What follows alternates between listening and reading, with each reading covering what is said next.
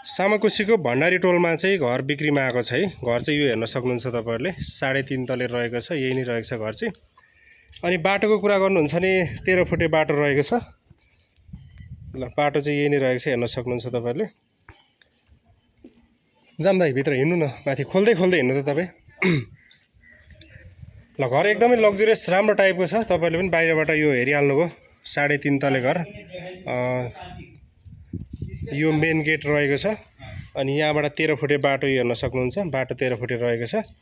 पार्किङको लागि तपाईहरुले दुईटा गाडी चाहिँ मजाले अट्ने रहेछ है। बाइकहरु स्कुटरहरु मजाले तपाईहरुले पार्किङ गर्न सक्नुभयो। यदि लिनु भयो भने चाहिँ यो हेर्न सक्नुहुन्छ है घर चाहिँ। ल पार्किङको स्पेस चाहिँ टन्नै छ।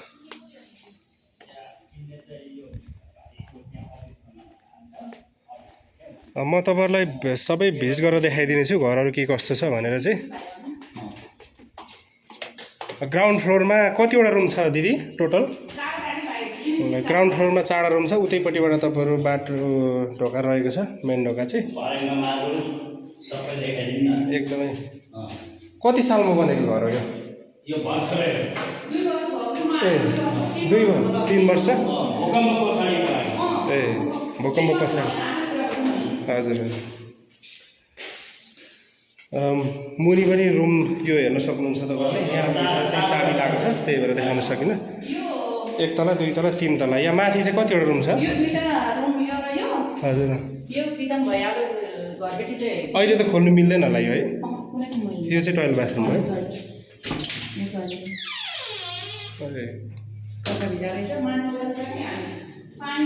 यो कौसी रहेको छ। यतापट्टि पनि कौसीमा जाने।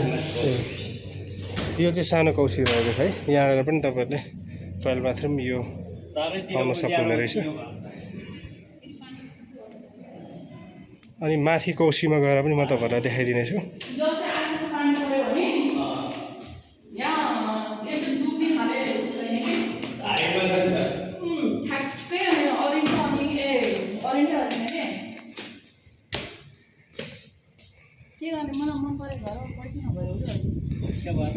ल घर चाहिँ यही रहेको छ है। तपाईहरुले हेरिहाल्नुभयो। तलदेखि माथिसम्म चाहिँ बाटो 13 फुटे 5 आना भन्दा बेसी रहेछ जग्गा चाहिँ।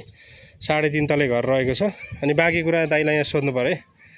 ल सबै तपाईले बताइदिनु न। अब बाटोदेखि लिएर यो घर कतिवटा रुम छ, के छ, कसो छ? यो घर चाहिँ जम्मा 11 वटा फ्ल्याट हो। 11 रुम। हजुर। अनि यसमा चाहिँ तपाईको चारैतिर उज्यालो छ। हजुर। है कहीँ अँधेरो छैन। वरिपरि नै स्पेस हेर्नु न वरिपरि हैन। उज्यालो छ। यहाँबाट तपाईको तल सहरतिर हेर्नु पनि गजब आनन्द छ हो तलतिर। धरारा देखिन्छ ल यहाँबाट। अनि कति आना जग्गा छ टोटल्ली? 5.5 आना। 5.5 आना जग्गामा अलिकति बाटोले खानु सक्छ यहाँ अगाडि। ए हजुर। 5.5 आना अलिकति पुगेको छैन है। यो बाटोले खायो। हजुर। आनाको कसरी चलेको छ यतातिर भनिदिनु त। यहाँ त 70 देखि माथि छ। ए अनि यो यसको दाम चाहिँ कति राख्नु भएको छ? यो बेच्ने दाम चाहिँ? दाम त अब 3.5 नै। 3.5 करोड भनौँ न। 3.5 चाहिँ हात पर्यो भने हुन्छ भन्ने कुरा हो। 3.5। हजुर।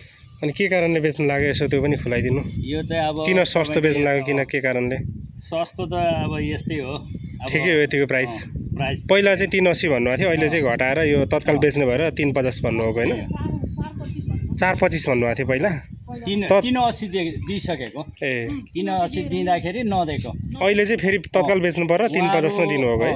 घरको मालिकहरू चाहिँ अब अस्ट्रेलियामा बस्ने भयो। हजुर। हैन। अनि उहाँहरूले उतै घर किनेको कारणले अब उहाँ पनि पैसाको अभाव हुन सक्छ। हजुर। यो घर बनेको चाहिँ समथिङ 3 वर्ष भयो। 3.5 वर्ष। ए 3.5 वर्ष धेरै भएको छैन। ल सबै कुराहरु बुझिहाल्नु भयो। यो घर किन बेच्न लाग्यो, कति आना छ र कति प्राइस हो भनेर। अनि घर चाहिँ सबै कुराहरु आफै बस्नको लागि बनाउनु भएको छ। सबै कुराहरु एकदमै राम्रो मजबुत रहेको छ। टोटली 11 वटा कोठा रहेको रहेछ। अनि पार्किङको लागि पनि तपाईको चाहिँ दुईटा गाडी मजाले अट्ने रहेछ। 5 आना भन्दा बेसी रहेछ। समथिङ 5.5 आना चाहिँ जग्गा रहेछ। 3.5 करोडमा चाहिँ बेच्न लाग्नु भएको छ। तपाईँहरू यदि लिने इच्छुक हुनुहुन्छ र राम्रो घर खोजिराख्नु भएको छ भने चाहिँ यो चाहिँ एकदम पर्फेक्ट हुनसक्छ है तपाईँहरूको लागि।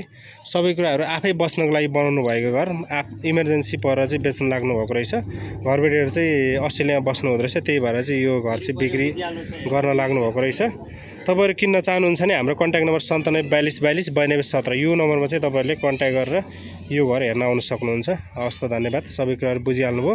बाँकी चाहिँ तपाईँहरूले फिल्डमै आएर भिजिट गरेर हेर्न सक्नुहुन्छ। हवस् त धन्यवाद।